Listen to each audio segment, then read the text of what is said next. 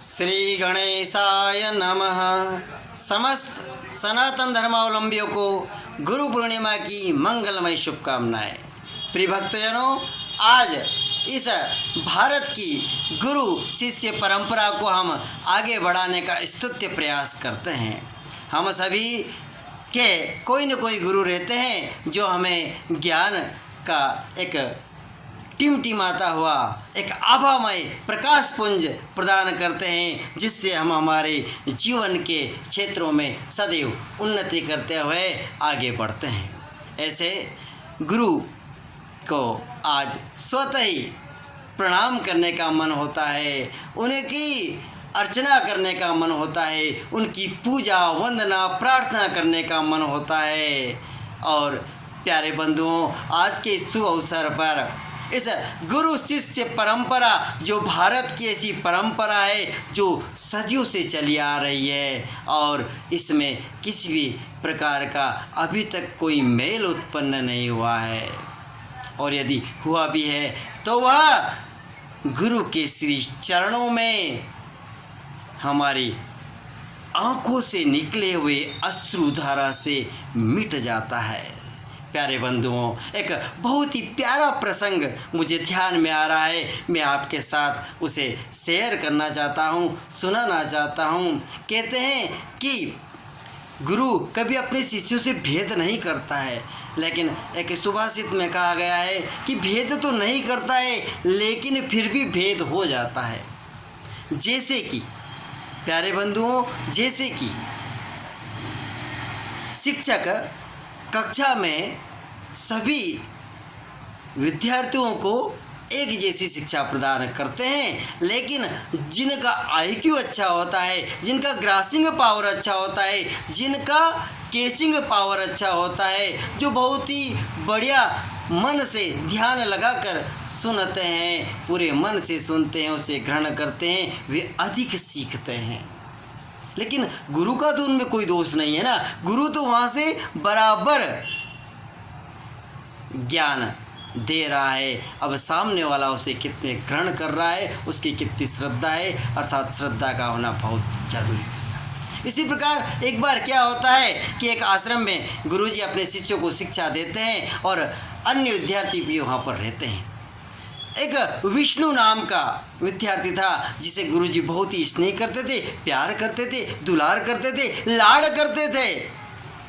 तो अन्य शिष्य जो रहते थे वे उस विष्णु नामक छात्र पर, स्टूडेंट पर, विद्यार्थी पर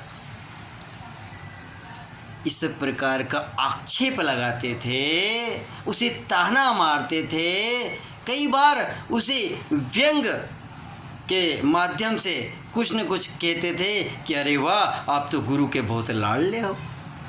और इस प्रकार जब उसके सामने बात जाती, वह कुछ भी उत्तर नहीं देता, प्रत्युत्तर में कुछ भी नहीं कहता। लेकिन एक दिन गुरुजी के कानों पर यह बात पड़ी, तो गुरुजी ने कक्षा में जो है सभी बच्चों को संबोधित करते हुए कहा, प्यारे बच्चों, ये बात सही है कि आप सभी से मैं बहुत ही स्नेह करता हूँ, लेकिन यह बात भी सत्य है कि विष्णु से मैं अति स्नेह करता हूँ। तो क्या आप से मैं स्नेह नहीं करता हूँ? सभी बच्चों ने कहा, नहीं नहीं नहीं गुरुदेव, आप तो सभी से स्नेह करते हैं। चलिए ठीक है, अच्छी बात है। दूसरे दिन विद्यालय प्रारंभ होता है। गुरुजी मंगलाष्टक के पश्चात अपनी पीड़ा सभी शिष्यों के सामने रखते हैं और कहते हैं, देखो देखो प्यारे बच्चों, विद्यार्थियों, मेरे शिष्यों, आज एक रोग हो गया है मुझे। सभी शिष्य आश्चर्यचकित हो जाते हैं, हमारे गुरुजी को क्या हो गया, हमारे गुरुजी के शरीर में क्या पीड़ा हो गई। सभी के रोम रोम कांप जाते हैं, क्योंकि सभी बच्चे गुरु से तो बहुत स्नेह करते हैं ना। और उन्होंने कहा, प्यारे बच्चों, मेरे पैर में एक फोड़ा हो गया है और उस फोड़े का इलाज चल रहा है। सभी को गुरुजी ने अपने पैर का फोड़ा दिखाया वाकई में जो है गुरुजी के पैर में फोड़ा हो गया था और वह कुछ हरापन, कुछ लालिमा इस प्रकार लिए हुए था, पट्टी बंधी हुई थी। गुरुजी ने कहा कि जो है वैद्य के पास में गया था, वैद्य से मेरे परामर्श लिया, उन्होंने जो मुझे औषधियाँ दी उसे मैं ले रहा हूँ।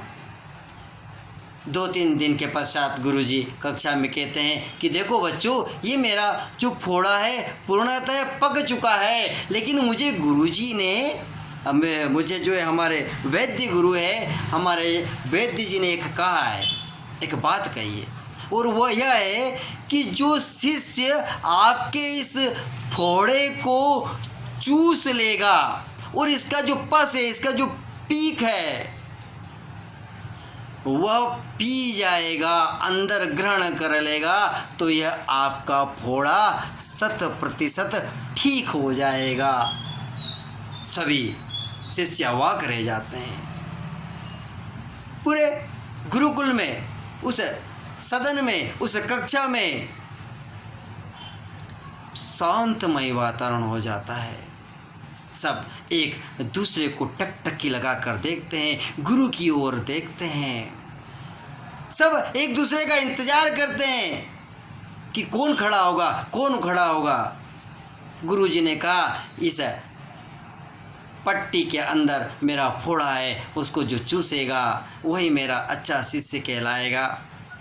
प्यारे बंधुओं, वही विष्णु नामक शिष्य खड़ा होता है सभी के सामने, गुरुजी का पैर पकड़ता है, बहुत ही प्यार से दंडवत करता है, अपने गोदी में उनके पैर को लेता है और उस फोड़े को इतनी प्यारे तरीके से चूसता है जैसे कि कोई आम को चूस रहा हो, कोई गन्ने को चूस रहा हो। और प्यारे बंधुओं, धीरे धीरे क्या होता है कि वह फोड़ा जो है कम होता जाता है। गुरुजी कहते हैं, अरे हाँ, मुझे बहुत अच्छा लग रहा है, मुझे आराम महसूस हो रहा है। प्यारे बंधुओं, सभी बच्चे अवाक रूप से देखते रहते हैं और वह जो फोड़ा है वह धीरे धीरे बैठ जाता है। गुरुजी वहाँ से चले जाते हैं, कुछ नहीं कहते हैं। दूसरे दिन गुरुदेव कक्षा में आते हैं और सभी बच्चों से कहते हैं, देखो प्यारे बच्चों, मेरे पैर को देखिए, मेरा यह फोड़ा बिल्कुल ठीक हो गया है, मैं अब पूर्ण तरीके से स्वस्थ हो गया हूँ, मुझे किसी भी प्रकार का घाव भी नहीं है। जब बच्चे देखते हैं, अरे गुरुजी, आपके पैर में तो घाव भी नहीं है, फोड़े का कोई निशान भी नहीं है। फिर गुरुजी कहते हैं, प्यारे बच्चों, जो श्रद्धा और विश्वास के साथ गुरु की भक्ति में लीन होता है, उसे गुरु ईश्वर से साक्षात्कार करवा देते हैं। यह विष्णु मुझे श्रद्धा और विश्वास के साथ पूजता है, मेरी बातों को ग्रहण करता है और तब जाकर यह मेरा प्यारा शिष्य कहलाता है। प्यारे बंधुओं, उस दिन से गुरुकुल में अध्ययनरत सभी विद्यार्थी श्रद्धा और विश्वास के अनुसार गुरु जी का आदर करने लगे, उनकी बातों को अपने जीवन में उतारने लगे। प्यारे बंधुओं, इस प्रसंग में बहुत ही सुंदर बात यह है कि गुरु जी ने अपने पैर में एक कच्ची केरी बांध रखी थी। वह कच्चा आम कुछ दिनों के पश्चात पक गया और विष्णु नामक शिष्य ने को पता नहीं था, उसने पूरी श्रद्धा और विश्वास के साथ अपने गुरु के उपचार में लग गया और प्यारे बंधुओं, वह गुरु का उत्तम शिष्य कहलाया। अतः यदि हम गुरुदेव के श्री चरणों में सही प्रीति करते हैं तो वे हमें जो आदेश देते हैं, वे हमें जो शिक्षा देते हैं, उसे हमें हमारे जीवन में उतारना चाहिए। आज के लिए आपका बहुत बहुत धन्यवाद। प्यारे बंधुओं, इस कोविड-19 वैश्विक महामारी के समय आपसे यही करबद्ध निवेदन है कि आप अपना और अपने परिवार का बहुत ध्यान रखिएगा। आपका बहुत बहुत धन्यवाद। सादर जय श्री कृष्णा, सादर जय श्री राम।